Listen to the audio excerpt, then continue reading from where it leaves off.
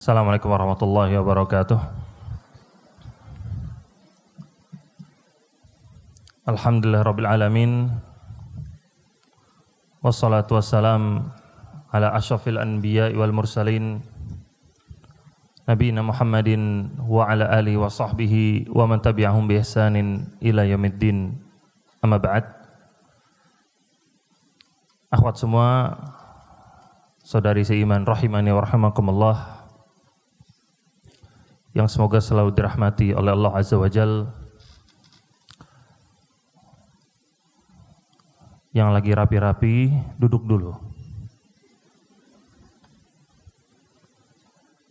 Nabi SAW dalam sebuah hadis, beliau bersabda, "Ma min qaumin ijtama'u yadhkurunallaha la yuriduna bidzalika illa wajhah." Tidaklah sebuah kaum, kelompok, komunitas, sekumpulan orang, mereka itu berkumpul, mereka saling berzikir kepada Allah, lalu mereka tidak mengharapkan kecuali wajahnya Allah, illa nadahum munadin minas sama', kecuali akan ada panggilan dari langit, an qumu maghfurun lakum qad buddilat sayyiatikum hasanat. Berdirilah kalian, bahwasanya kalian itu sudah diampuni, telah diganti dosa-dosa kalian dengan pahala. Maka hadis ini harus selalu kita ingat ketika kita belajar. Di antara tujuan belajar adalah ternyata supaya dosa-dosa kita itu diampuni sama Allah. Sadari dosa kita banyak, maksiat kita banyak, kita sering terpeleset, sering terpengaruh, sering lalai, malas, tunduk dengan hawa nafsu. Maka jadikan duduknya kita di majelis ilmu sebagai sebuah kesempatan untuk kita mendapatkan ampunan dari Allah Azza wa Jal. Jadi untuk para akhwat, marilah bersabar. Jangan pulang dulu, acara belum selesai. Sabar. Capek Ustadz, ngantuk. Sama, ustadznya juga capek, ngantuk. Jadi mendingan capek sama-sama kita. Mudah-mudahan pahala yang diberikan sama Allah kepada kita bisa maksimal, dan dosa-dosa kita pun diampuni oleh Allah Azza wa Jalla. Akhwat semua, saudari seiman rahimani wa rahimakumullah, di 3 sesi yang sebelumnya sudah belajar tentang tauhid dan juga syirik yang merupakan konsekuensi dari syahadat la ilaha illallah. Kemudian kita pun mempelajari konsekuensi dari syahadat Muhammad Rasulullah. Ketika kita mengatakan asyhadu anna Muhammadar Rasulullah, aku bersaksi bahwasanya Muhammad adalah utusan Allah, maka di antara konsekuensinya adalah kita untuk tunduk serta patuh kepada sunnah-sunnah Nabi SAW, dan juga untuk kita menjauhi sesuatu yang ternyata bertolak belakang dengan sunnah Nabi, bertolak belakang dengan apa yang Nabi SAW ajarkan. Itulah yang dinamakan dengan bid'ah. Bid'ah ini sebuah kata yang tidak asing lagi di telinga kita semua, di telinga orang yang awam maupun di telinga orang-orang yang sudah lama belajar. Sebagian orang memahami dengan benar hingga akhirnya berusaha untuk menjauhi kebid'ahan. Tetapi ternyata sebagian dari mereka pun terjerumus kepada kekeliruan. Di antaranya mungkin menghukumi sesuatu yang tidak terlarang sebagai sebuah kebid'ahan. Karena nggak ngerti. Sebagian orang mendengar kata bid'ah sensitif luar biasa, anti luar biasa. Kalau sudah dengar kata bid'ah, seakan-akan ada jarum yang dimasukkan ke dalam telinganya. Ih, kata dia, jangan bahas bid'ah. Makanya kadang pengalaman pribadi, sebagian ustadz kalau ngisi di beberapa masjid, kadang DKM-nya sudah ngasih tahu, Ustadz tolong jangan bahas bid'ah, kata dia. Kasih tahu. Dan terkadang jamaahnya pun begitu. Gak mau duduk sama ustadz, gak mau ngaji sama seorang ustadz, gara-gara apa? Ustadznya ngomong-ngomong dikit-dikit bid'ah. Nah, ini berarti sebuah masalah yang harus didudukkan. Gimana sih kita memahami bid'ah itu sendiri? Yang ternyata yang harus pertama kali kita pahami tentang masalah bid'ah ini sendiri, bid'ah itu sebuah kata yang pernah keluar dari lisan manusia terbaik, yaitu Nabi Muhammad SAW. Beliau menyampaikan dengan tujuan untuk menegur supaya orang-orang itu menjauhi. Jadi bukan kata bid'ah itu sebagai sebuah kata yang baru yang dibikin sama orang-orang zaman sekarang, dibikin sama orang-orang Wahabi katanya. Bukan. Nabi sendiri yang menyampaikan bahwasanya bid'ah itu lawannya sunnah. Kalau timur itu lawannya barat, kanan itu lawannya kiri. Kalau sunnah lawannya itu bid'ah. Tadi dibacakan hadisnya sama Ustaz Muhammad. Nabi ketika berpesan, fa'alaikum bisunnati wa sunnatil khulafa'ir rasyidin al-mahdiyyin tamassaku biha wa addu 'alaiha bin nawajidh. Kata Nabi, berpeganglah kalian dengan sunnahku dan juga sunnahnya para khulafa'ir rasyidin al-mahdiyyin.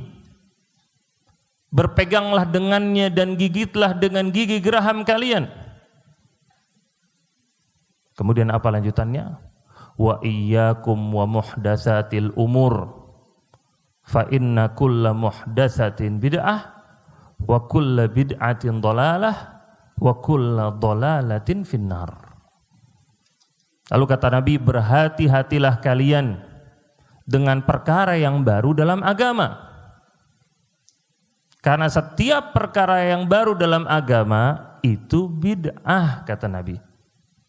Dan setiap bid'ah itu sesat, dan setiap kesesatan tempatnya di neraka, kata Nabi. Ini yang Anda minta untuk dipahami pertama kali dulu. Kata bid'ah itu disampaikan sama Nabi dan diwanti-wanti sama beliau untuk kita jauhi. Berarti tugas kita paling pertama untuk kita menjauhi dulu bid'ah, nggak suka dulu sama bid'ah, entah apapun definisinya. Karena kenapa? Nabi yang mewanti-wanti, hati-hati kalian. Jadi jangan kemudian malah anti, nggak mau dengar sama sekali. Jelek, jangan. Nabi yang mewanti-wanti. Barulah setelah kita itu membenci, nggak suka karena Nabi yang perintahkan, Nabi yang larang, barulah setelah itu kita pelajari. Itu tugas yang kedua. Apa sih maksud dari bid'ah yang diwanti-wanti sama Nabi SAW tersebut? Para ulama ahli bahasa mereka mengatakan secara bahasa bid'ah itu adalah setiap perkara yang baru. Itu namanya bid'ah secara bahasa. Entah dalam urusan agama atau dalam urusan dunia.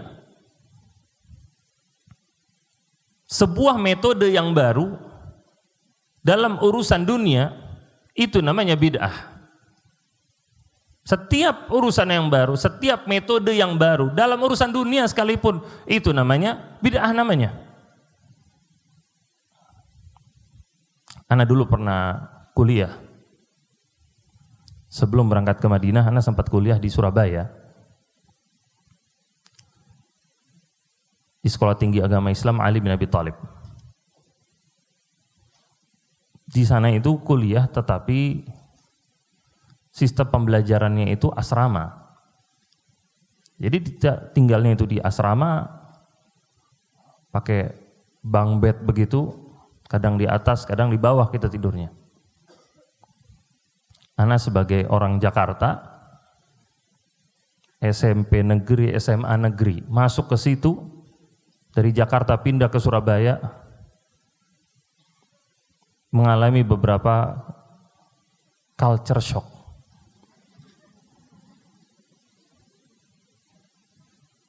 Ana dapatkan ternyata orang-orang Jawa Timur kalau siang tidur semua. Orang Jakarta mana ada tidur siang? Siang semua kosong asrama, tidur semua. Nah yang kedua, teman-teman di asrama itu kalau malam suka masak Indomie.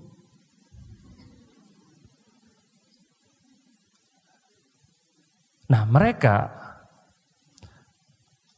karena akses ke dapur itu terbatas, nggak boleh di atas jam 9 saat itu. Jadi mereka panasin air pakai pemanas air. Dipanasin airnya, bungkus Indomie dibuka, bumbunya dikeluarin, dihancurin sama dia di dalam itu. Sudah hancur, airnya itu pas sudah panas, disiramin ke dalam Indominya itu, di dalam plastiknya itu, di dalam plastiknya itu. Jadi bawahnya jangan sampai bolong katanya.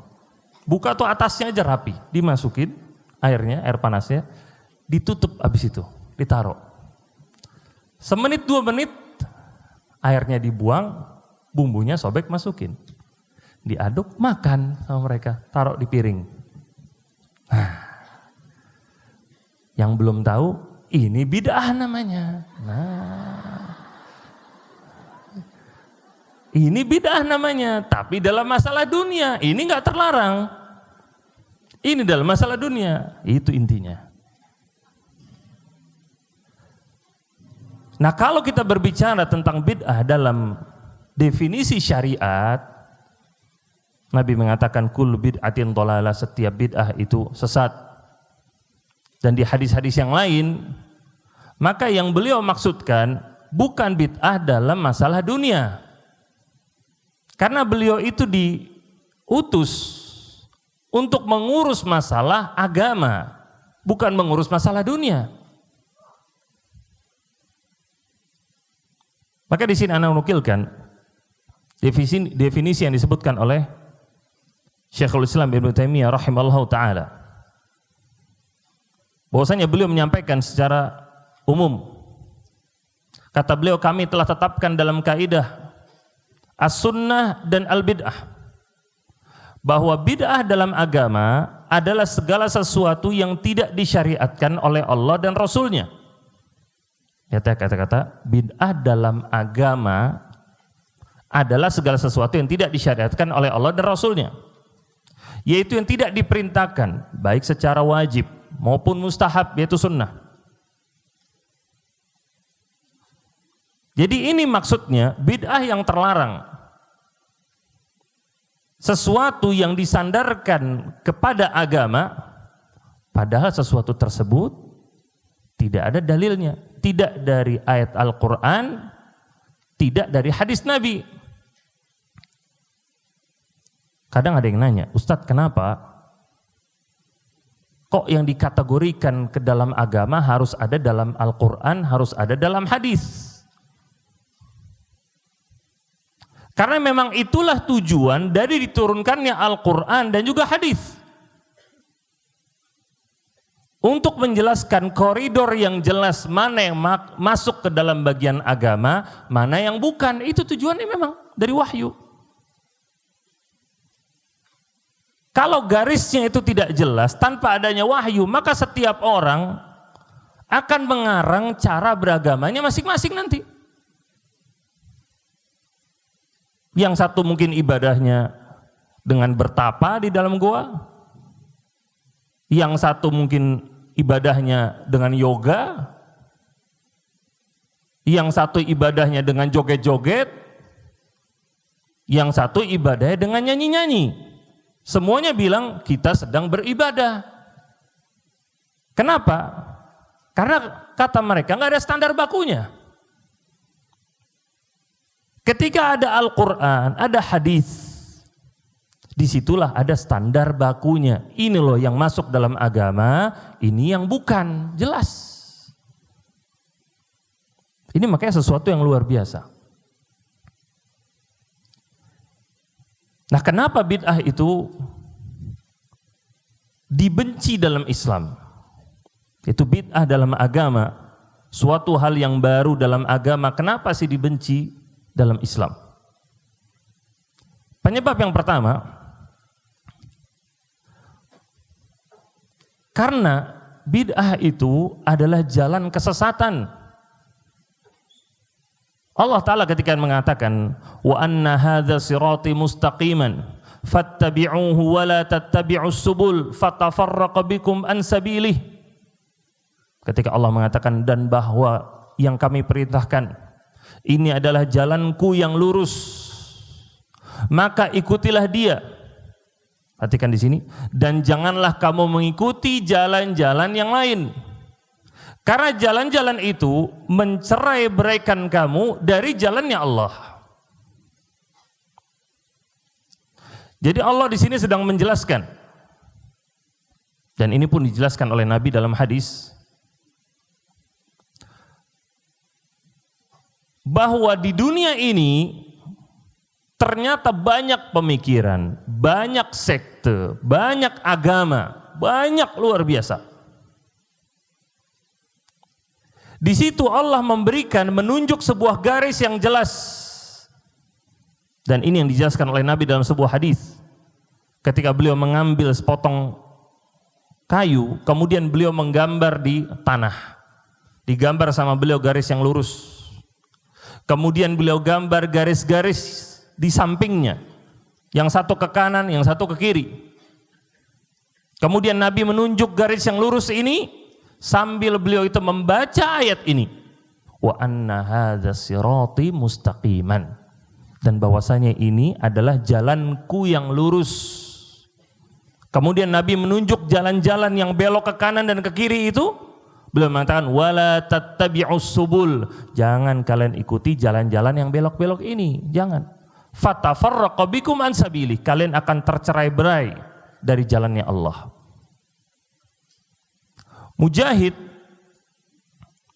Mujahid di sini adalah muridnya Ibnu Abbas. Ibnu Abbas itu bapak tafsir Al-Quran. Bapak tafsir Al-Quran. Ibnu Abbas dari kecil ini didikan Nabi SAW.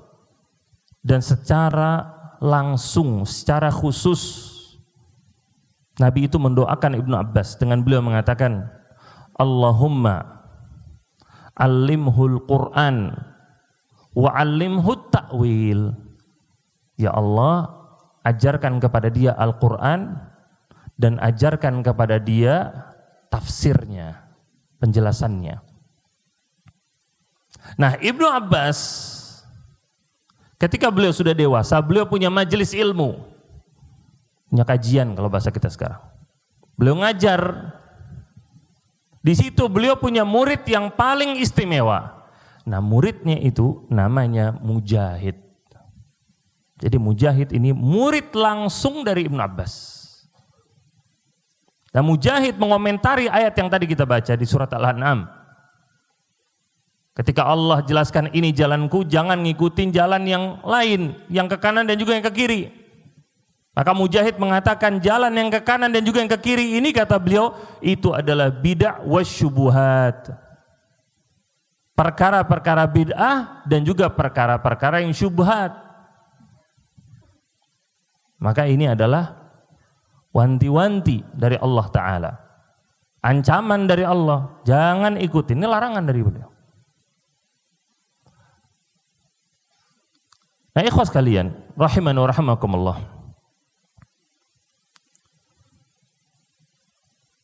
sekarang kita setiap hari masuk ke dalam media sosial. Di media sosial itu tidak ada namanya filter syariat. Mereka itu tidak akan memblokir, men-take down tulisan atau video yang menyimpang dalam ajaran Islam. Gak mungkin. Karena yang penting sama mereka, engagementnya naik, viewersnya naik, maka followersnya naik. Itu yang mereka inginkan. Maka hasilnya di media sosial masuk ke dalamnya berbagai macam pemikiran, yang bagus dan yang buruk. Dua-duanya ada. Dan ternyata keburukan itu akan mendominasi semuanya. Makanya Nabi SAW dalam sebuah hadis, beliau mengatakan, iftaraqat hadhil ummah ala 73 firqah. Umat ini terpecah belah menjadi 73 golongan. Semuanya di neraka, kata Nabi, kecuali satu. Berarti 72 banding 1. Cuma satu yang benar. 72-nya salah. Ini berarti kan yang salah mendominasi. Ini yang terjadi di media sosial kita. Nah, yang menjadi perhatian bagi kita semua, saudari-saudari semua, adalah untuk berhati-hati dengan berita-berita yang kita konsumsi. Jangan sampai kemudian berita-berita tersebut salah, lalu kita pun ikut untuk menyebarkannya. Kita punya andil dalam menyebarkan kesalahan tersebut.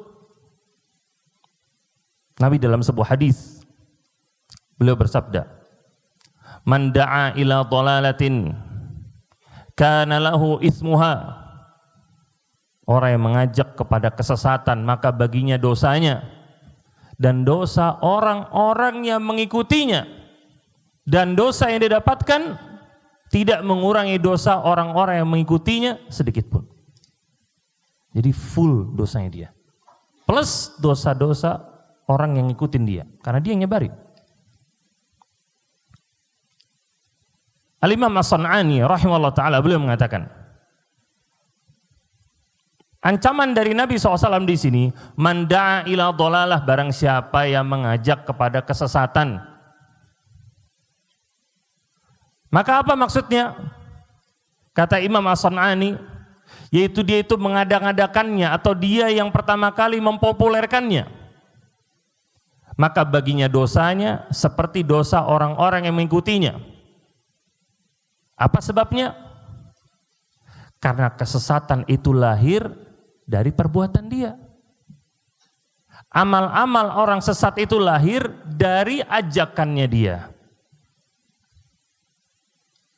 Jadi ada orang yang tadinya mungkin awam, orang yang tadinya mungkin akidahnya lurus, dia yang nge-share ini berita yang sesat, akhirnya orang yang akidahnya lurus itu pun ikut tersesat gara-gara dia. Ini berbahaya seperti ini. Dia bukan cuma dapat dosa sendirian, dosa orang yang tersesat gara-gara dia pun dipikul juga sama dia. Kalau satu yang tersesat, kalau dua, kalau tiga, kalau empat, kalau seterusnya. Makanya ini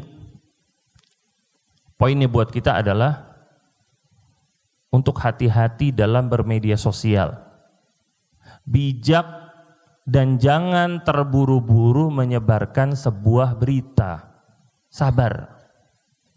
Jangan dikit-dikit share. Dikit-dikit copy, kirim ke sini, kirim ke sana, jangan, hati-hati. Maka pastikan dulu, cross check dulu kebenaran dari beritanya. Lihat dulu ada manfaatnya atau tidak.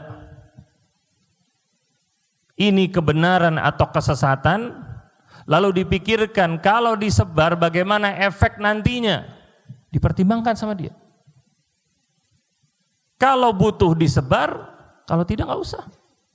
Kembali ke dalam hadis Nabi SAW, man kana yu'minu billahi wal yawmil akhir falyaqul khairan aw liyasmut. Barang siapa yang beriman kepada Allah dan hari akhir, hendaknya dia itu berkata yang baik atau diam. Tetapi kemudian, saudari semua rahiman rahimakumullah, kita kadang sudah diam, Ustaz. Ana nggak nge-share, Ustaz. Tetapi ternyata ada setan dalam wujud manusia. Ana nggak mau dengar, dia yang ngomong gimana? Ana nggak mau baca, dia yang bacain. Gimana, Ustaz? Itulah namanya zaman fitnah. Itu namanya zaman fitnah. Ketika kerusakan itu ada di sekitar kita. Makanya Nabi SAW itu diantara nasihat beliau ketika kita hidup di masa fitnah, untuk banyak-banyak tinggal di rumah. Bahkan sampai kata beliau, yang duduk lebih baik daripada yang berdiri, yang berdiri lebih baik daripada yang berjalan lebih baik daripada yang berlari, sampai seperti itu. Karena memang kerusakan yang ada di sekitar dia semua, jangan sampai dia ikut rusak. Dan ini ternyata sudah disabdakan oleh Nabi SAW. Hudzaifah bin Yaman, beliau mengatakan dulu orang-orang itu bertanya kepada Nabi tentang kebaikan. Adapun aku bertanya kepada Nabi tentang keburukan supaya aku bisa menghindarinya. Kemudian Mu'adz berkata, wahai Rasulullah, dulu kami itu hidup di masa jahiliyah dan juga masa yang buruk. Lalu Allah Ta'ala mendatangkan Rasulnya, maka datanglah sebuah kebaikan yang banyak. Lalu Hudzaifah bertanya, apakah setelah kebaikan yang banyak ini bakal ada keburukan? Lalu kata Nabi, iya.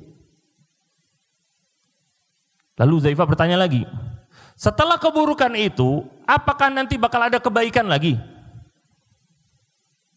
Lalu kata Nabi, iya, bakal ada kebaikan lagi.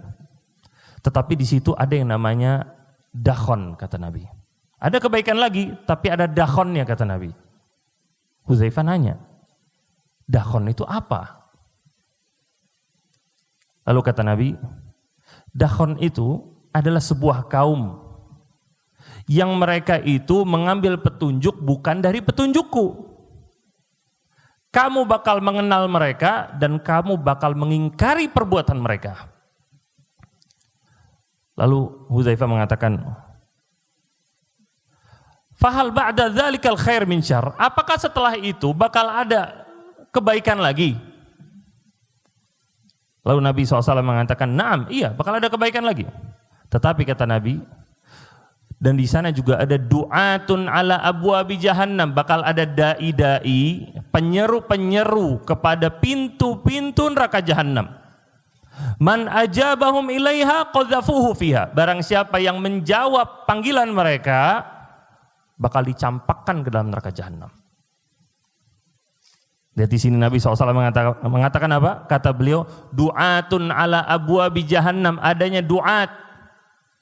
Du'at itu orang-orang yang menyeru. Ini masalah nyerunya kemana? Kepada neraka jahannam. Ini Nabi yang katakan, memang ada. Jadi pelajarannya, untuk jangan jadi orang itu polos-polos amat. nganggap semuanya baik, nganggap semuanya bagus. Enggak seperti itu kehidupan. Kehidupan ini ada yang baik, ada yang buruk. Disitulah kecerdasan kita itu bermain. Untuk kita memilah mana yang manfaat buat kita, mana yang mudarat bagi kita. Dan kita beruntung, hal ini sudah disampaikan sama Nabi kita. Untuk bagaimana kita itu bersikap menjalani kehidupan kita. Yang ternyata kesesatan itu bakal ada di sekitar kita. Bayangkan orang-orang yang nggak tahu hadis ini gimana. Orang yang tahu hadis ini bakal hati-hati dia.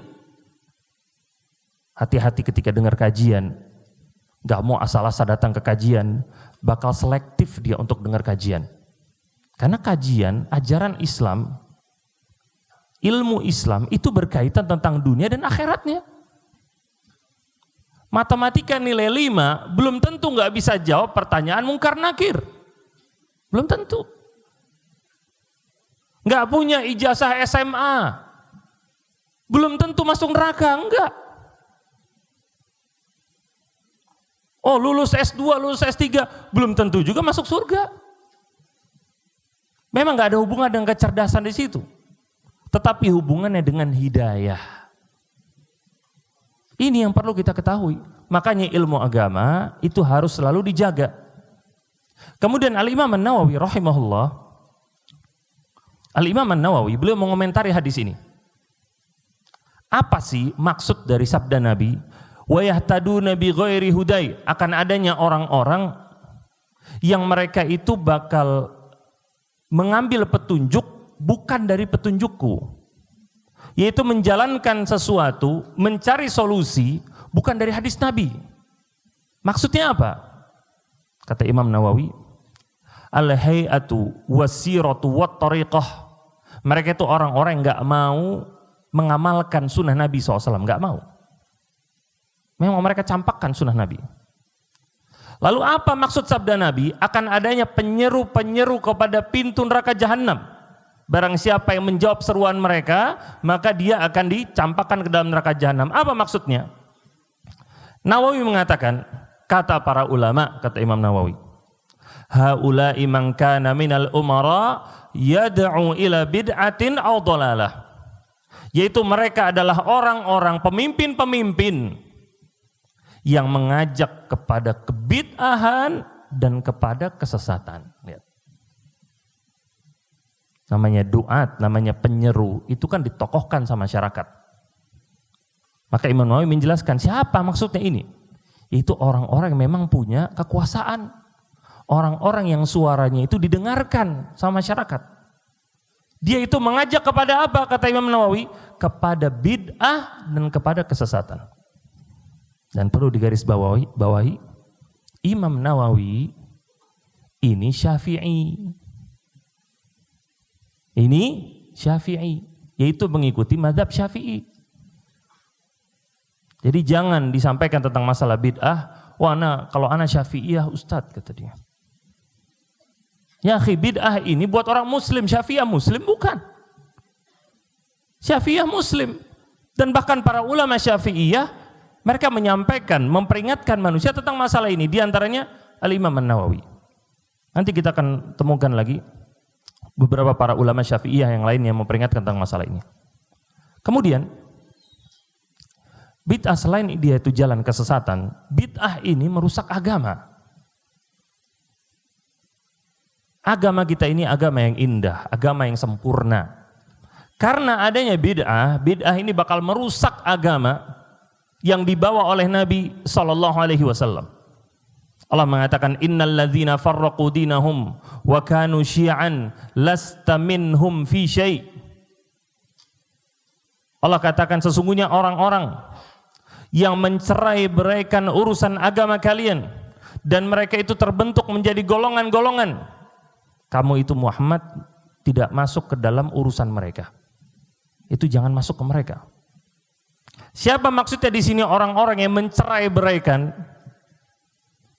Ibnu Atiyah Al-Andalusi, seorang ulama dari Andalus. Tahu Andalus di mana? Di mana? Di Spanyol.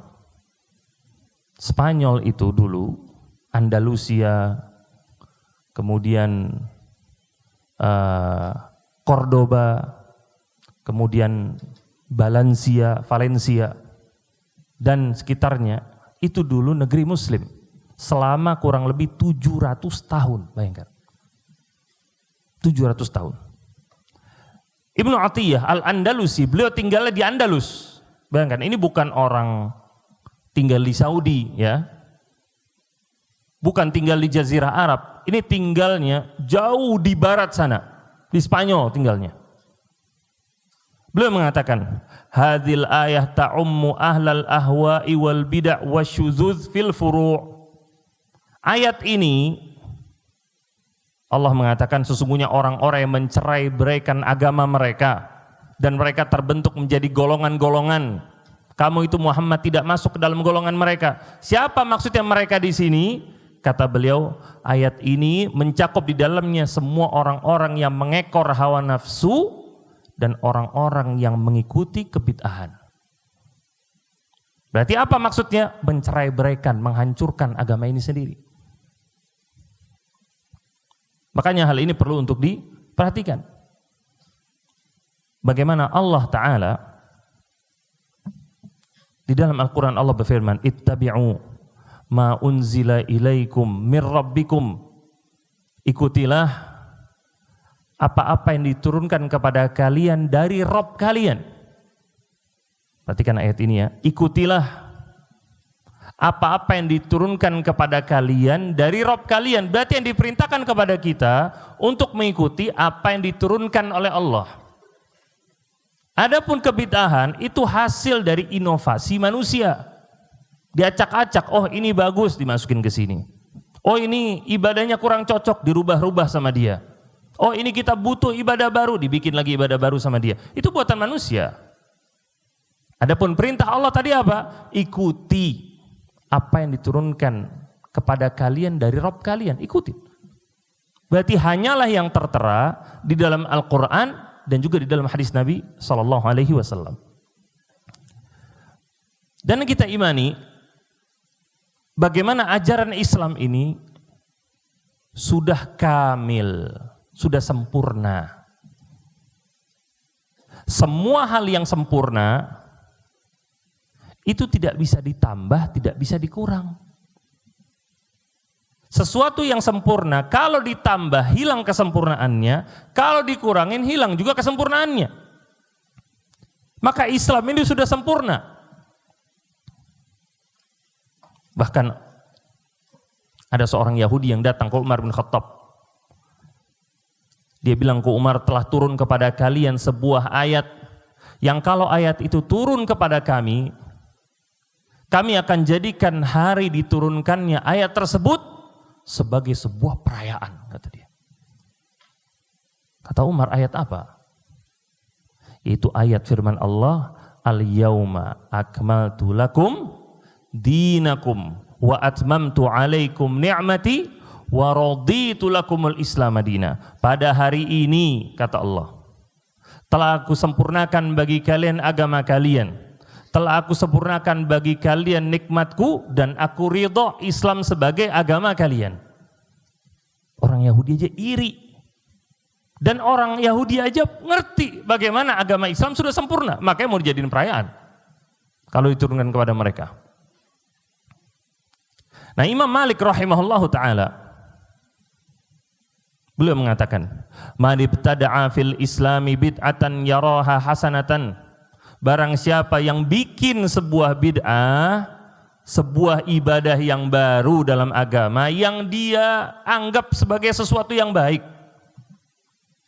faqad za'ama anna Muhammadan khana risalah, kata Imam Malik. Berarti dia itu sudah nuduh bahwasanya Muhammad itu telah mengkhianati risalah. Yaitu telah mengkhianati wahyu yang diturunkan. Kalau dia itu bikin sebuah bid'ah yang baru dianggap bagus. Kenapa? Karena Allah Ta'ala berfirman, kata Imam Malik, al-yauma akmaltu lakum dinakum. Pada hari ini telah aku sempurnakan kepada kalian agama kalian. Udah sempurna. Lalu kata Imam Malik, fama lam yakun yauma idzin dinan fala yakunul yauma dinan. sesuatu yang tidak termasuk bagian agama di zaman Nabi, maka enggak masuk juga bagian agama hari ini, kata beliau. Berarti apa yang tidak termasuk bagian agama di zamannya Imam Malik tidak masuk juga ke bagian agama hari ini. Dan di sini perhatikan, yang menyampaikan seorang Imam Malik. Imam Malik ini hidup di abad kedua Hijriah. Imam Malik ini masih berjumpa dengan sebagian para sahabat. Sekarang abad keberapa Hijriah? Abad ke-15 Hijriah. Berarti Imam Malik hidup 13 abad yang lalu. Bayangkan 13 abad yang lalu. Jadi kesimpulannya, peringatan tentang masalah bid'ah, bahayanya bid'ah ini bukan baru ada kemarin sore. Bukan baru adanya sejak zamannya Muhammad ibn Abdul Wahhab. Muhammad ibn Abdul Wahhab itu baru ada, beliau itu lahir di abad ke-12 Hijriah.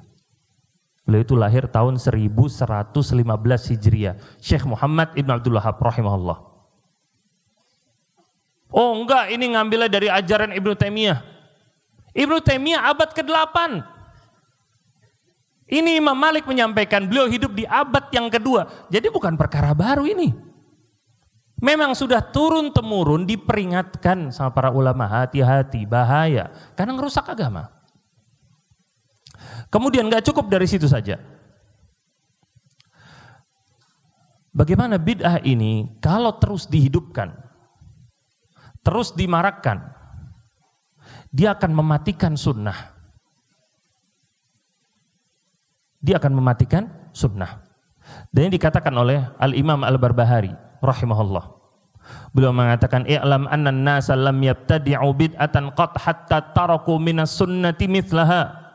Ketahuilah bahwasanya tidaklah manusia mereka membuat sebuah bid'ah yang baru kecuali mereka pasti bakal meninggalkan sebuah sunnah yang mirip. Fahdharil muhdatsati minal umur. Maka berhati-hatilah dengan perkara baru dalam agama. Fa inna kulla muhdatsatin bid'ah. Karena setiap perkara yang baru dalam agama itu bid'ah, kata beliau. Wa kulla bid'atin dhalalah. Setiap bid'ah itu termasuk kesesatan. Wa dhalalah wa ahluha finnar. Kesesatan dan juga pelakunya itu ada di neraka. Emang iya Ustadz bisa mematikan sunnah? Maka perhatikan, banyaknya kajian-kajian Islam yang ditinggalkan. Kajian Islam yang mengajarkan hak, mengajarkan Al-Quran, mengajarkan As-Sunnah, ditinggalkan sama masyarakat. Ditinggalkan dengan cara apa? Karena mereka membuat perayaan-perayaan baru dalam agama. Mereka bikin perayaan-perayaan baru, mereka bikin perkumpulan-perkumpulan baru, menganggap itu bagian dari agama. Akhirnya kajian Islam yang membahas tentang tafsir, membahas tentang hadis, ditinggalkan sama mereka. Akhirnya makanya kita lihat adanya orang yang bersolawat, joget-joget. Adanya orang yang pacaran, perginya ke tempat sholawatan itu. Nanti kita akan bahas. Ini ustadz yang ngelarang sholawatan. Enggak. Bukan. Tetapi lihat bagaimana mereka itu melakukannya. Disitulah letak kesalahannya. Sholawat itu diperintahkan, Allah bersolawat kepada Nabi. Malaikat bersolawat kepada Nabi. Bahkan kita diperintahkan untuk bersolawat kepada Nabi.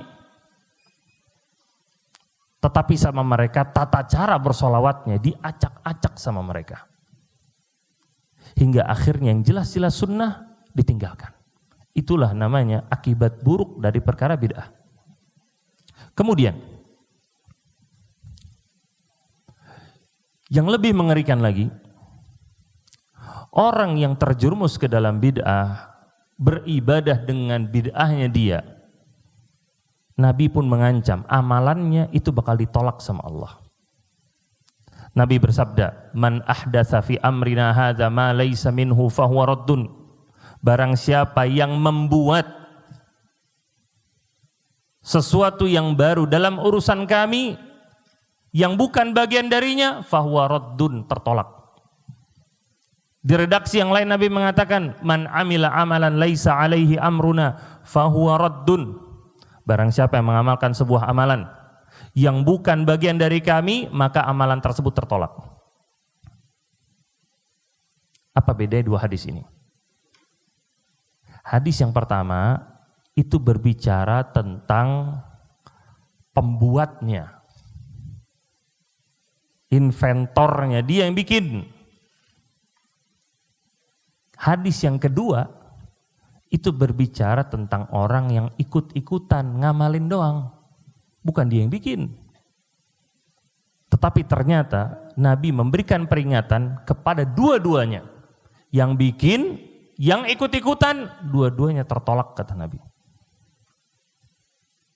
Wah, ustadznya sok tahu, amalan saya ditolak kata dia. Loh, bukan saya yang bilang, Nabi yang bilang. Urusan diterima atau ditolak urusan Allah. Kita hanya menjelaskan ini loh kaidahnya, ini loh tolak ukurnya, ini loh prinsipnya. Kita nggak bisa bilang orang beramal kemudian kita tunjuk, wah amalan lu nggak diterima, amalan gue yang diterima. Nggak bisa. Kita cuma menjelaskan orang nggak beramal dengan yang diajarkan oleh Nabi, amalannya tertolak. Tapi kita nggak bisa nunjuk. Secara persen kita tunjuk itu nggak bisa. Karena itu urusan dia sama Allah. Kemudian makanya kita itu dilarang untuk mengekor hawa nafsu. Kadang seorang itu membuat sebuah bid'ah, sebuah perkara yang baru karena dia mengikuti hawa nafsunya. Dia menganggap ada sebuah ibadah yang cocok, ada ibadah yang nggak cocok. Dia menganggap ada ibadah yang kurang sempurna, kurang bagus pelaksanaannya. Maka dia rubah-rubah. Dibuat gini lebih bagus, dibuat gini lebih cocok. Makanya yang cocok diambil, yang nggak cocok dibuang. Ini yang dilakukan sama sebagian orang. Oh jilbab kalau bikinnya seperti itu nggak menarik, nggak ada yang beli. Apa yang dilakukan? Sobek di sini, sobek di sana, kasih hiasan sini, kasih hiasan di sana. Kalau gini menarik. Kalau sesuai dengan sunnah, nggak menarik, nggak ada yang beli nanti. Ini yang terjadi. Wah kalau jilbabnya ditutup semua ke bawah, manik-maniknya nggak kelihatan. Ya udah gimana? Manik-maniknya taruh bawah. Iya kan? Kenapa? Karena diikutin sama hawa nafsu. Dirubah-rubah sama dia. Gimana caranya supaya bisa cocok dengan keinginan dia? Agamanya pun dirubah sama dia, dimodif.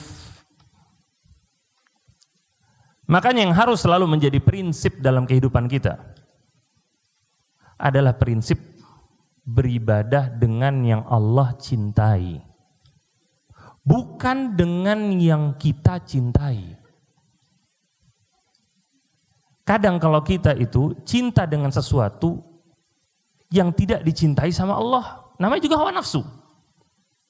Hawa nafsu ini kalau dilepas, halal dan haram bakal diterobos sama dia. Yang menjaga kita itu syariat Allah. Kalau ada chef bintang 5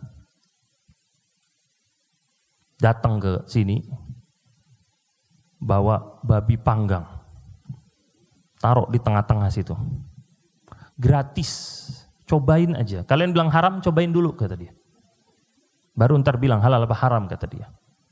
Anak tanya sama ibu-ibu, mau nyobain nggak? Mau? Oh enggak, alhamdulillah. Enggak ada kamera, tenang. Enggak ada video, enggak ada yang boleh dokumentasikan, nggak ada yang boleh. Nggak ada yang boleh ngejudge.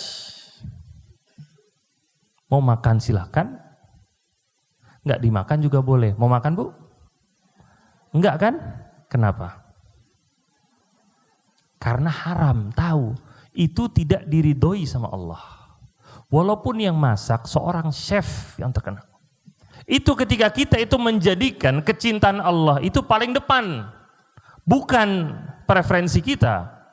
Bukan kecintaan kita. Kalau kita nurutin hawa nafsu, nyicip dikit. Itu kalau ngikutin hawa nafsu. Bahkan kalau ngikutin hawa nafsu, adanya uang yang terkadang tidak terjaga, jatuh, mau kita ambil. Kesempatan-kesempatan untuk nipu orang kadang kebuka. Kesempatan-kesempatan untuk nilep duit kadang ada. Kesempatan-kesempatan untuk maksiat kadang ada di depan mata kita. Cuma terkadang yang menjaga kita semua itu ketakwaan sama Allah. Karena kita nggak mau mengorbankan cinta Allah kepada kita. Makanya dalam beribadah pun begitu. Selalu dahulukan apa yang dicintai sama Allah, bukan apa yang kita cintai. Disitulah makanya tadi di awal kajian tadi dibacakan ayat di surat Ali Imran. Allah berfirman, la tahsabanna alladzina yafrahuna bima atau wa yuhibbuna an yuhmadu bima lam yaf'alu fala tahsabannahum bimafazatin minal azab. Allah mengatakan jangan sekali-sekali orang-orang yang bergembira atas apa yang tidak mereka lakukan. Wa yuhibbuna an yuhmadu. Mereka itu cinta untuk dipuji atas perkara yang tidak mereka lakukan. Fala tahsabannahum bimafazatin minal azab. Maka jangan kalian menyangka mereka itu bakal selamat dari azab. Siapa kata Allah tadi?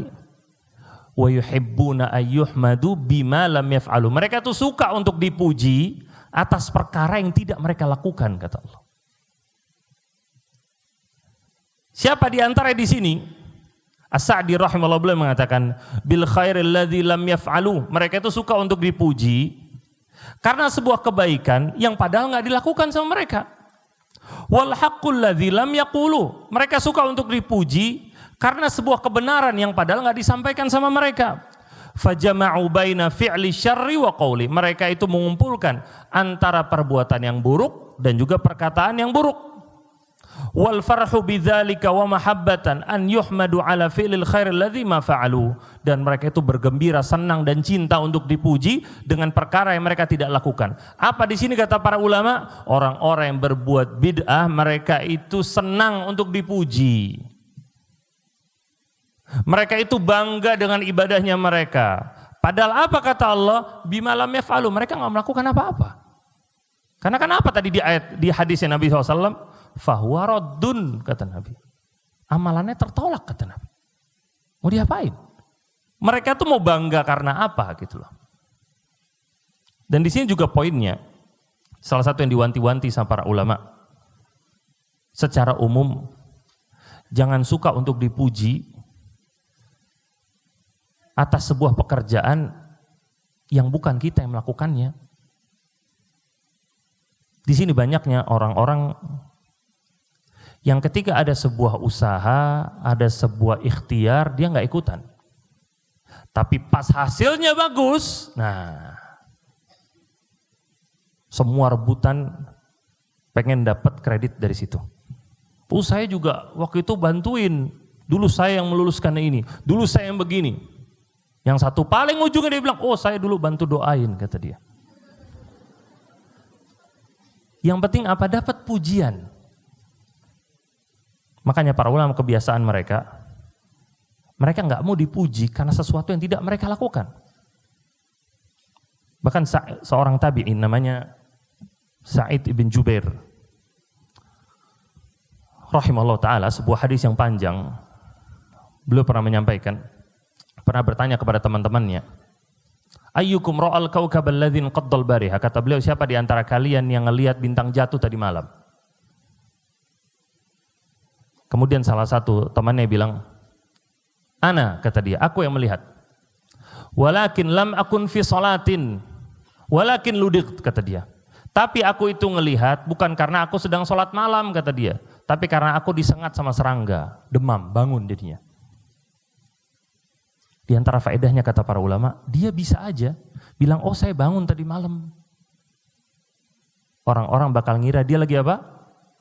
Sholat malam, ya kan? Tapi dia memberikan klarifikasi langsung. Saya bangun bukan karena sholat, karena disengat sama serangga, kata dia. Lihat kebiasaan mereka, nggak mau dipuji dengan sesuatu yang tidak mereka lakukan. Ini jadikan kebiasaan kita.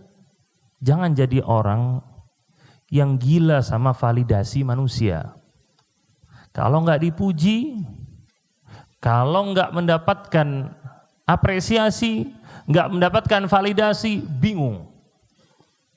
Pokoknya pikir gimana caranya supaya saya dipuji, kata dia. Maka ini sebuah kebiasaan yang sangat-sangat buruk. Akhwat semua rahimani wa rahimakumullah.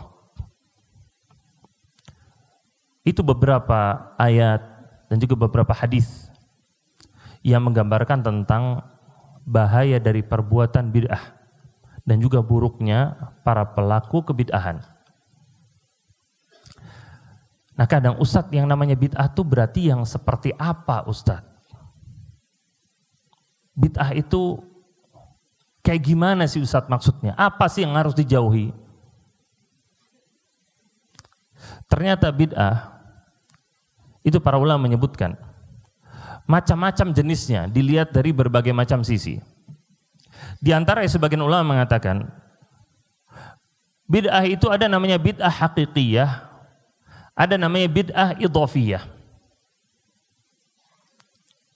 Apa itu bid'ah haqiqiyah? Benar-benar sebuah amalan yang gak ada sumbernya sama sekali. Tidak dalam Al-Quran, tidak dalam hadis. Tapi orang ini kepedean nganggap itu sebagai ibadah. Dia nganggap makin dia melakukan itu, Allah bakal makin cinta sama dia. Nah ini namanya bid'ah haqiqiyah. Nggak ada sumber sama sekali, itu nggak ada. Apa di antara contohnya? Di antara contohnya, ketika seorang itu menambah sholat 5 waktu. Kata dia, kenapa sih jarak dari subuh ke zuhur itu lama, kata dia. Mending tambahin sholat 1 lagi. Jadi jaraknya deket-deketan, kata dia. Ditambah 1 lagi. Nah ini namanya bid'ah haqiqiyah namanya. Dia bikin sebuah ibadah yang baru. Di antara contoh yang lain, ketika seorang itu meyakini keutamaan sebuah tempat tanpa adanya dalil, ini pun bid'ah namanya. Kalau Mekah jelas keutamaannya, datang ke Masjidil Haram jelas keutamaannya, Madinah jelas keutamaannya. Tapi kadang ada sebuah kota yang diyakini sama sebagian orang, oh ini keutamaannya sama Mekah dan Madinah. Bahkan pergi ke sini lebih mencukupi daripada seorang berangkat haji ke Mekah, kata dia. Ada orang memahami seperti itu, meyakini seperti itu. Bahkan sampai dia meyakini Nabi itu di Mekah, di Madinah, dan kemudian di kotanya dia. Pernah datang, kata dia, Nabi ke kota ini. Nah ini namanya bid'ah hakiki yang nggak ada sumbernya sama sekali. La dalil wala, nggak ada sama sekali. Atau contoh yang lain, ketika seorang itu meyakini adanya sebuah keutamaan dari sebuah surat dalam Al-Quran. Dia lagi hamil, oh bayinya laki-laki. Kalau mau ganteng, bacain surat Yusuf. Nah ini nggak ada dalil sama sekali, nggak ada sama sekali, nggak ada hubungannya. Oh bayinya perempuan, kalau mau cantik, bacain surat Maryam. Sekarang anak tanya, kalau bayinya laki-laki, dibacain Yusuf. Ternyata yang lahir perempuan, gimana? Ayo. bayi perempuan dibacain Maryam, yang keluar laki-laki, gimana? Nah itu bertolak belakang namanya. Karena emang gak ada dalil sama sekali. Ini namanya bid'ah hakikiyah namanya. Kemudian ada namanya bid'ah idhofiyah. Bid'ah idhofiyah ini orang bikin ibadah yang baru, kemudian disandarkan ke ibadah yang sudah ada. Atau ibadah yang sudah ada ditambah-tambah atau dikurang-kurangin sama dia. Contohnya, seorang merubah jumlah rakaat. Subuh kan masih seger kata dia. Kenapa cuma 2? Subuh itu 4. Isya kan udah capek. Nah isyanya yang 2 kata dia. Nah dirubah-rubah kan sama dia kan. Nah ini namanya bid'ah idhofiyah namanya. Contoh yang lain dari bid'ah idhofiyah. Ketika seorang itu melafatkan niat ketika dia mau sholat, itu termasuk bid'ah idhofiyah. Usolli fardhu zuhri. Apa lupa lagi anak, udah lama soalnya. Apa tuh selanjutannya? Ya pokoknya itulah. Aku sholat kata dia. Zuhur. Apa sih? 4 rakaat ya apa? Apa? Oh ada, belum selesai sampai situ. Ya, pokoknya rakaatnya 4. Aku melakukan ini lillahi ta'ala kata dia. Nah ini, sebentar, tenang. Akhwat semua. Ustadz masa bid'ah Ustadz? Ana dari dulu baca ini Ustadz. Enggak usah khawatir buat orang-orang yang tidak tahu. Orang-orang tidak tahu enggak dosa, tenang. Dia beribadah dengan khusyuk, dia enggak tahu kalau itu salah, gimana? Memang orang enggak tahu. Di sini kita mau saling nasihat-menasihati, saling memberikan peringatan. Kalau kita buka buku-buku hadis, buka buku-buku fikih, hadis paling banyak pasti berkaitan tentang masalah sholat. Lihat, kita bahas buku fikih, baca buku fikih, pembahasan paling panjang itu pasti pembahasan tentang sholat. Makanya banyak kajian-kajian yang bahas fikih, bubarnya di kitabus sholah, pembahasan sholat. Kenapa? Nggak beres-beres, zamannya keburu bosan bubar akhirnya. Nggak sabar mereka. Karena memang paling panjang.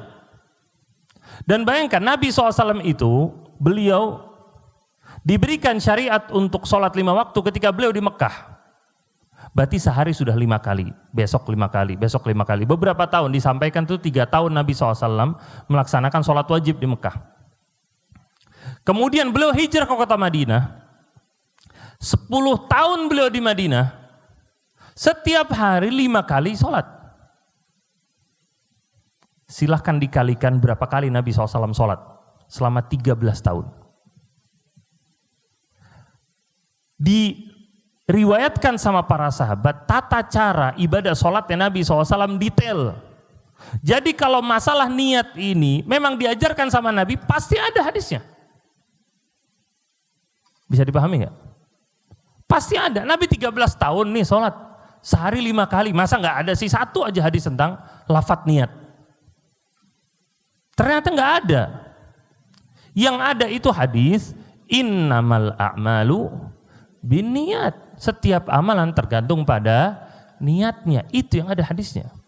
Wa innamal likulli imri'in ma nawa. Setiap orang itu mendapatkan ganjaran tergantung apa yang dia niatkan. Ya tergantung niatnya dia. Nabi nggak pernah mengatakan untuk mengucapkan, untuk melafalkan niatnya, nggak pernah. Makanya ini dikritisi sama para ulama, bahkan dimasukkan kategori termasuk bid'ah idhofiyah. Di antara contoh yang lain dari bid'ah idhofiyah adalah azan dan juga iqamah saat pemakaman jenazah. Ini pun termasuk. Karena ternyata para sahabat banyak yang wafat. Nabi SAW pun wafat. Tidak ada satupun dari mereka diazankan atau dikumandangkan iqamah. Nggak pernah. Dan bahkan secara akal sekalipun, azan itu ada panggilan hayya 'alas sholat. Mari kita sholat. Orang yang meninggal, ya sudah ngerti lah. Orang sudah meninggal,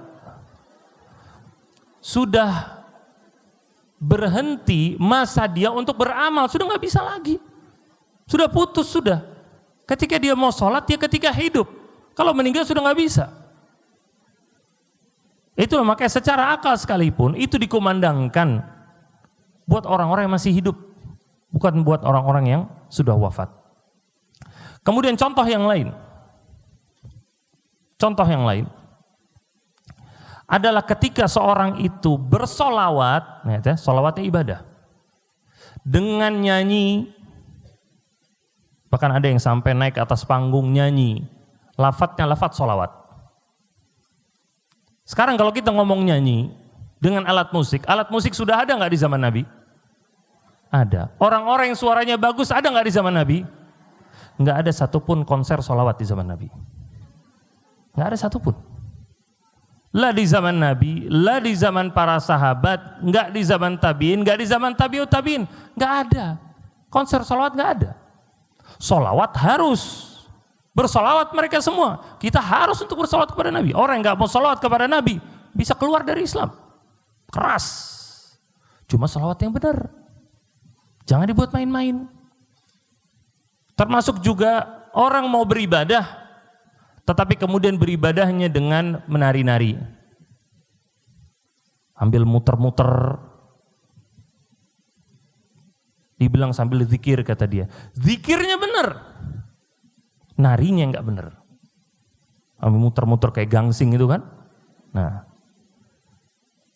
Sekarang menari, apakah bisa dilakukan sama Nabi dan para sahabat? Kan bisa semuanya. Kenapa enggak ada yang nari dalam masjid waktu di zaman Nabi? Karena memang bukan ibadah. Nggak bisa beribadah seperti itu buat main-main. Orang beribadah itu dengan khusyuk. Dia merendahkan diri, menghinakan dirinya kepada Allah. Nggak boleh dibuat main-main seperti itu. Nah, kemudian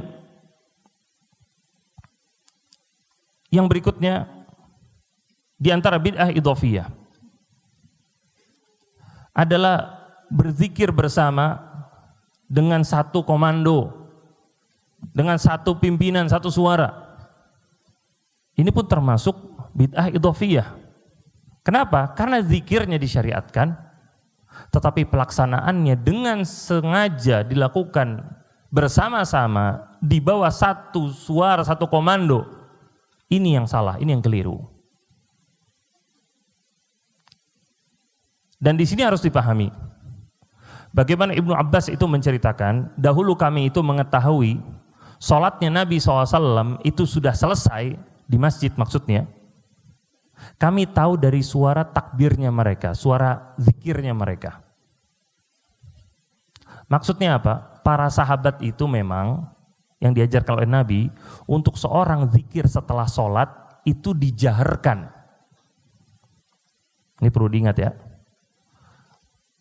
Di antara yang sunnah, seorang ketika selesai sholat, zikir setelah sholat dilakukannya jahar. Astagfirullah, astagfirullah, astagfirullah, Allahumma tassalam, minka salam sampai akhir. Qul ahad, qul a'udzu birabbil falaq, ayat kursi, lakukan secara jahar. Tapi bukan dilakukan dengan satu suara, bukan. Jahar masing-masing. Bukan dengan satu suara, dengan satu komando, ayo kita zikir rame-rame. Bukan dengan seperti itu. Ini juga nggak dilakukan sama Nabi, nggak dilakukan juga oleh para sahabat. Dan kita ini orang yang mudah. Ahlussunnah itu orang-orang yang mudah. Kalau ada dalil kita lakukan, selesai. Nggak ada dalil nggak kita lakukan, selesai. Kan gampang. Oh Ustadz, ini ada dalilnya Ustadz. Nabi dan para sahabat zikir bareng-bareng satu komando. Sahih nggak dalilnya? Sahih. Ayo zikir bareng-bareng. Ada nggak? Nggak ada. Kemudian di antara bid'ah idhofiyah adalah membuat perayaan keagamaan selain Idul Fitri dan Idul Adha. Ingat ya kata-kata perayaan keagamaan. Apa diantaranya? Diantaranya perayaan Maulid Nabi Sallallahu Alaihi Wasallam. Disclaimer di awal, kita semua harus cinta Nabi. Nggak cinta sama Nabi, nggak usah masuk Islam. Selesai urusan. Karena cinta Nabi, kita bikin ini daurah. Kita bahas 2 kalimat syahadat. Tetapi di antara konsekuensi kita cinta sama Nabi, kita jaga ajaran beliau. Jangan sampai rusak. Lah Ustadz, kelahiran Nabi masa nggak senang? Ya harus senang. Cuma dirayakan, itu perkara yang berbeda. Dari dulu para sahabat sudah tahu Nabi lahir. Mereka nggak pernah nanya, lahir tanggal berapa biar kita rayain. Kan nggak pernah. Nabi sudah meninggal. Tidak Abu Bakar, tidak Umar, tidak Utsman, tidak Ali, tidak para sahabat yang lain radhiyallahu ta'ala anhum. Nggak ada satupun dari mereka yang merayakan kelahiran Nabi SAW. Apa sih maksudnya dirayakan? Bikin acara sendiri. Bikin, ayo kita ngapain di acara ini? Yang satu ini, yang satu itu. Nah, nggak ada sama sekali. Belum selesai para sahabat. Para imam mazhab yang 4 sekalipun, nggak ada satupun dari mereka yang merayakan kelahiran Nabi Sallallahu Alaihi Wasallam. Habis itu ada yang bilang, Ustadz kalau maulid Nabi nggak boleh, mana larangannya? Kata dia. Ya akhi, larangannya masuk secara umum. Nggak boleh bikin ibadah yang baru. Orang kalau bikin ibadah yang baru, kemudian nanya larangan yang secara khusus tentang ibadah baru tersebut, ya nggak ada. Orang ngomong tentang ada yang beribadah dengan yoga. Yoga bukan sama orang ya. Yoga yang sambil senam itu. Ada orang beribadah dengan melakukan senam yoga. Ditanya mana larangannya, hadis sama Al-Qur'annya mana? Ya nggak ada. Makanya para ulama itu sepakat, bahkan ulama Syafi'iyah mereka sepakat. Ibadah itu asalnya haram. Kecuali ada dalil yang memerintahkan kita lakukan. Kenapa kita sholat? Karena diperintahkan, dalilnya ada. Kenapa kita puasa? Karena dalilnya ada. Selesai urusan. Dalilnya ada. Makanya dalam urusan ibadah, kalau kita disuruh ibadah sama orang, tanya dalilnya mana? Tapi dalam urusan dunia, sebaliknya. Dalam urusan dunia, itu asalnya halal. Kecuali ada dalil yang menjelaskan itu nggak boleh haram. Makanya kalau ada orang nanya dalam urusan dunia, dalilnya mana? Tanya balik, mana dalil ini nggak boleh? Tanya. Masak makan ikan nggak dimasak kata dia. Sashimi begitu kata dia. Tuh emang kenapa? Kata. Nggak boleh. Dalilnya mana nggak boleh? Nah, tanya dalilnya mana? Kenapa? Karena perkara dunia asalnya apa? Halal. Kecuali datang dalil yang mengharamkan. Makanya diantara contohnya. Kemudian diantara jenis bid'ah ada namanya bid'ah i'tiqadiyah, ada bid'ah fi'liyah. Apa maksudnya? Yaitu bid'ah perkara yang baru dalam urusan keyakinan. Yang kedua ada perkara yang baru dalam agama dalam urusan perbuatan. Kalau yang tadi kita sebutkan dari tadi itu dalam urusan perbuatan semuanya. Nah dalam urusan keyakinan, apa itu bid'ah dalam urusan keyakinan? Yaitu semua pemikiran-pemikiran yang menyimpang, yang sesat dari ajaran Ahlussunnah wal Jamaah. Semua yang jalannya tidak sesuai dengan jalannya Ahlussunnah wal Jamaah itu masuk ke dalam bid'ah i'tiqadiyah. Adanya kelompok Khawarij. Khawarij ini nenek moyangnya teroris zaman sekarang. Mengkafirkan orang, menghalalkan darah kaum muslimin, mencela-cela pemerintah. Ini bertolak belakang dengan ajaran Ahlussunnah.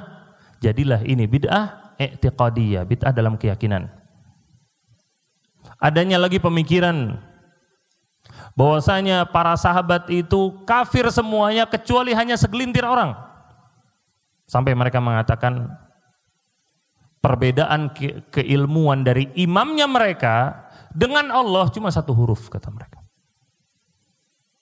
Mereka setiap hari melaknat Jibril alaihissalam. Gara-gara apa? Kata mereka, Jibril itu salah memberikan wahyu. Harusnya wahyunya dikasih ke Ali, malah dikasihnya ke Muhammad, kata mereka. Ini orang-orang Syiah Rafidhah Itsna Asyariyah. Ini namanya bid'ah i'tiqadiyah. Dan kelompok sesat itu ada 5, kata para ulama. Dan yang lain itu pasti ngambil dari salah satu 5 ini. Itu pasti. Yang pertama ada Khawarij, yang kedua ada Rafidhah, yang ketiga ada Qadariyah, yang keempat ada Murji'ah, kelima ada Mu'tazilah. Ini bukan tempatnya untuk kita bahas. Ana sebutkan secara umum. Kemudian yang ketiga, nah ini poin yang penting juga untuk dipahami. Bid'ah itu juga terbagi dari sisi yang lain. Ada yang namanya bid'ah ibadiyah, ada bid'ah adiyah.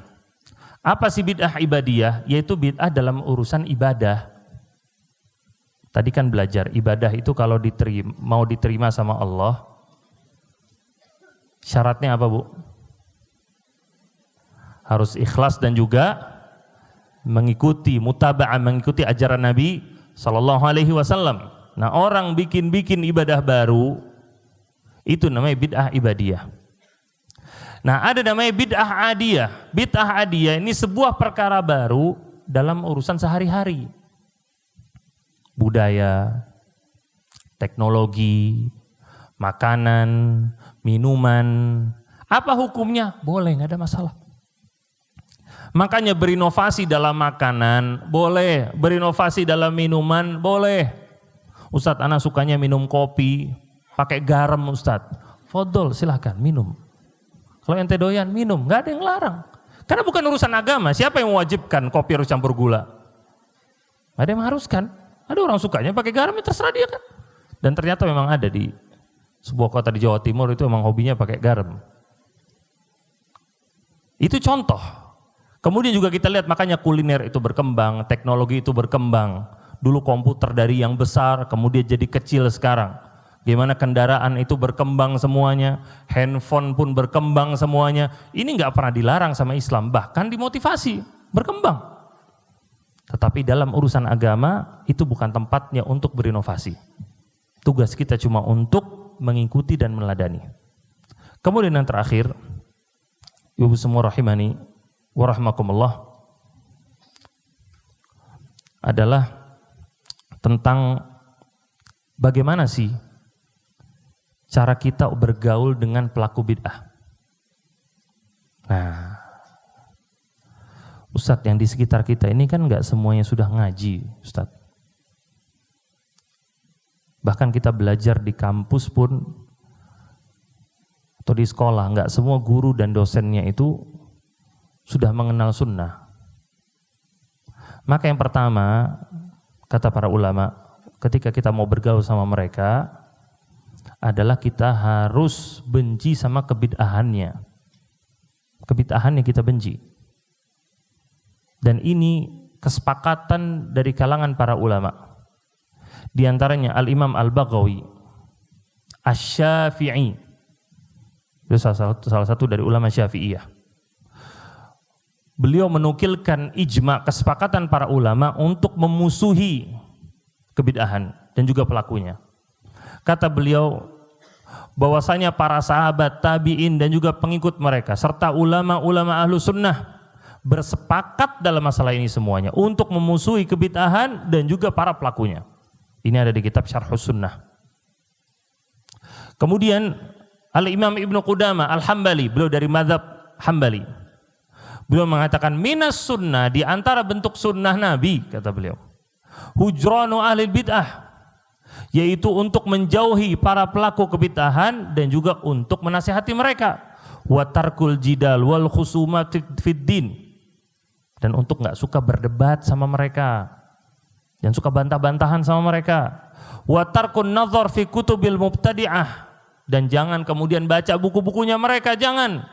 Wal isgha' ila kalamihim, kemudian jangan menyimak perkataan mereka. Wa kullu muhdatsatin fid din bid'ah, kata beliau. Setiap perkara yang baru dalam agama itu bid'ah, kata beliau. Maka ini diperhatikan dulu. Poin yang pertama, kita benci dengan kebid'ahan yang enggak suka, dan jangan debat. Apalagi kalau enggak punya ilmu, tinggalkan, jauhi. Orang yang melakukan perdebatan terkadang dia itu karena masih ragu dengan agamanya, masih ragu dengan keyakinannya. Kalau kita sudah yakin, gak usah debat, gak usah jidal sama orang. Sibukkan diri kita untuk belajar, sibukkan diri kita untuk bisa meraih surganya Allah. Kemudian yang kedua, dalam bergaul dengan mereka, tidak boleh belajar kepada mereka. Siapa mereka di sini? Yaitu orang-orang yang menyebarkan pemikirannya dari kebid'ahannya. Ibn Tawus rahimallahu, beliau pernah berpesan kepada anaknya. Kata beliau, ya bunayya, adkhil isba'aika fi udhunika la tasma' ma yaqul. Dia bilang ke anaknya, wahai anakku, masukkan kedua jarimu itu ke telingamu. Jangan dengarkan apa yang dia sampaikan tentang pelaku kebid'ahan tersebut. Kemudian Ibnu Sirin juga beliau mengatakan, lam yakunu yas'aluna 'anil isnad. Dulu orang-orang enggak ada yang bertanya tentang jalur periwayatan, ini orang belajar dari mana?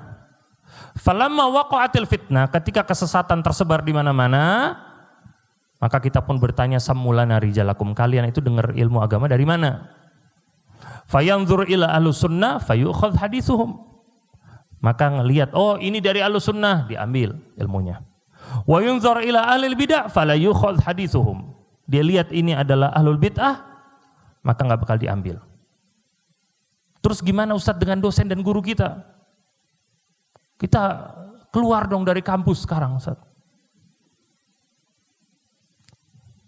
Kalau misalkan yang pertama, yang diajarkan sama dia adalah urusan agama dan dia menyebarkan pemikirannya, penyimpangannya, maka nggak boleh belajar dari dia. Kalau yang kedua, yang diajarkan sama dia adalah ilmu umum yang tidak berkaitan dengan pemikiran dia yang menyimpang, maka nggak ada masalah. Dosen yang ngajar matematika, dia ngajar yang lain, dia ngajar matematika aja, nggak ada masalah belajar sama dia. Dia ngajar sosiologi, belajar sama dia tentang masalah itu nggak ada masalah. Ada yang belajar di fakultas kedokteran, ya dosennya ngajar tentang masalah kedokteran, ya nggak ada masalah. Nggak ngajari masalah agama, nggak ada masalah, duduk sama mereka. Jadi diperhatikan. Tapi yang menjadi perhatian di sini adalah dalam urusan agama. Makanya untuk selektif, hati-hati. Jangan asal duduk dalam kajian. Sebelum kita datang kajian, perhatikan dengan siapa kita itu belajar. Track record dakwahnya dia bagaimana? Orang ini belajar dari mana? Gurunya siapa? Dakwahin tauhid enggak? Dakwahin sunnah atau enggak? Perhatikan dulu.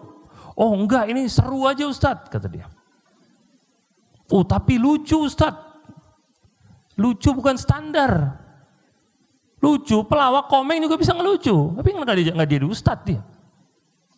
Ustadz tujuannya bukan ngelucu, menyampaikan kebenaran, itu tujuannya. Menyampaikan apa yang ada dalam Al-Quran, apa yang dalam hadis. Maka jadikan standar yang benar dalam mengambil ilmu kepada seseorang. Kemudian yang terakhir, bagaimana bergaul dengan pelaku kebid'ahan. Yang ketiga adalah menasehati mereka dengan baik. Nasihati mereka dengan baik. Pelaku kebid'ahan, kebanyakan mereka itu cuma pengekor, orang awam, ikut-ikutan. Itu yang diajarkan sama orang tua mereka. Mereka nggak tahu. Maka jadilah kita seorang pribadi yang rohim, yang penyayang. Ustadz dari tadi bid'ah sesat, bid'ah nggak boleh. Bukan berarti jadi orang galak, jangan galak. Ini ngomong tentang bahayanya. Nabi SAW kan tahu ayat-ayat ini, tahu hadis-hadis ini. Tetapi beliau tetap mengatakan apa? Allah tetap mengatakan walakum fi rasulillahi uswatun hasanah. Bagi kalian dalam diri Rasulullah ada apa? Ada teladan yang baik. Nabi tetap lembut.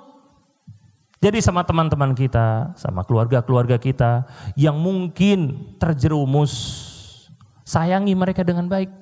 nasihati dengan lembut, sabar. Sekali diajak kajian nggak mau, 2 kali diajak kajian nggak mau, 3 kali diajak kajian nggak mau, terselalu neraka aja lo. Jangan begitu, jangan. Kita aja udah datang ngaji, belum tentu masuk surga, belum tentu kok. Siapa tahu Allah ampuni dia, itu kan harapan kita. Maka di situ tunjukkan akhlak yang baik. Dengan menasihati mereka dengan baik, dengan selalu mendoakan mereka. Jadi kita belajar ini bukan terus mencaci maki orang-orang di sekitar kita. Bukan terus kemudian malah menjatuhkan, menghinakan, kalian gak ada yang sah ibadahnya, cuma saya doang yang sah. Jangan seperti itu. Maka di sini untuk memperkuat keimanan kita masing-masing dan untuk menjalani bagaimana ibadah yang benar kepada Allah Azza wa Jalla. Nah, 1.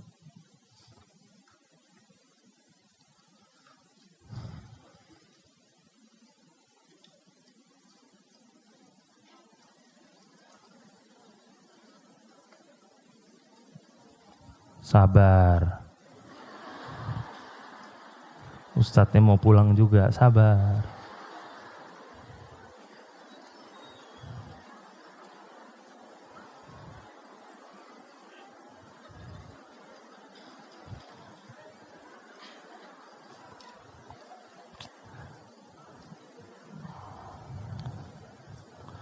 Ya, Assalamualaikum Pak Ustadz. Assalamualaikum Pak Ustadz. Waalaikumsalam warahmatullahi wabarakatuh. Ustadz, bagaimana kaedah ambil baik, buang buruk? Ini kaedah yang benar. Ambil baiknya, buang buruknya. Ini kaedah yang benar buat orang yang tahu mana yang baik, mana yang buruk. Kalau orang tidak tahu mana yang baik, mana yang buruk, kecampur sama dia. Sekarang ibu-ibu, kalau ibu-ibu masak nasi di rice cooker, nggak langsung dimakan. Kemudian besoknya baru mau dimakan. Ditaruh itu nasi ke piring. Ibu-ibu tahu dari mana kalau nasi itu masih bagus atau udah jelek? Hah? Baunya, ya kan? Udah nggak enak. Warnanya sudah berubah. Dan kemudian juga berlendir. Rasa juga udah nggak enak. Di situ ibu bisa buang itu nasi. Kenapa? Ibu sudah tahu ilmunya, membedakan nasi yang baik dan nasi yang buruk. Tahu gimana? Ya tadi ada sifat-sifatnya. Kita ketika mau belajar agama, ilmu kita ini rendah. Disampaikan sama materinya, kesesatan, penyimpangan, kita nggak punya filter, akhirnya masuk ke dalam hati kita. Kita nggak punya filter. Akhirnya dia salah tanpa sadar, menyimpang tanpa sadar. Lihat contohnya, teroris yang ngebom di mana-mana. Sekarang Anda tanya, mereka nganggap itu benar apa salah? Hah? Mereka nganggap itu benar. Kalau mereka dihidupkan lagi sekarang, ngebom lagi ntar mereka. Kenapa? Mereka menganggap itu benar. Gara-gara apa? Mereka duduk di tempat yang salah. Mereka nggak punya filter untuk menseleksi mana ajaran yang benar, mana ajaran yang salah. Makanya tadi disampaikan, apa kemudian PR kita ketika kita mau belajar agama? Selektif dalam memilih guru. Sebelum duduk harus tahu dulu ini siapa pematerinya. Belajarnya dari mana? Sekarang kita gampang ngelihat track record seorang itu gampang. Tinggal buka di internet, ustadznya namanya siapa? Abu Fahad Tega, tulis di Instagram. Kelihatan, ini orang belajarnya apa, kemudian ngajar di mana, apa yang diajarkan sama dia, semuanya ada sekarang di internet. Ustadz siapapun sekarang ada. Mau yang benar, mau yang salah, semuanya ada. Maka ini memudahkan untuk kita semua. Nah, maka semoga ini bermanfaat bagi kita semua. Semoga Allah Ta'ala memperkuat keimanan kita, memperkuat ketakwaan kita. Semoga Allah menjadikan kita hamba-hamba yang bukan hanya melafadzkan 2 kalimat syahadat, tetapi adalah hamba-hamba yang selalu mengamalkan 2 kalimat syahadat dengan baik. Naktafi bihadza, subhanakallahumma wa bihamdika, asyhadu an la ilaha illa anta, Astaghfiruka wa atubu ilaik. Wassalamualaikum warahmatullahi wabarakatuh.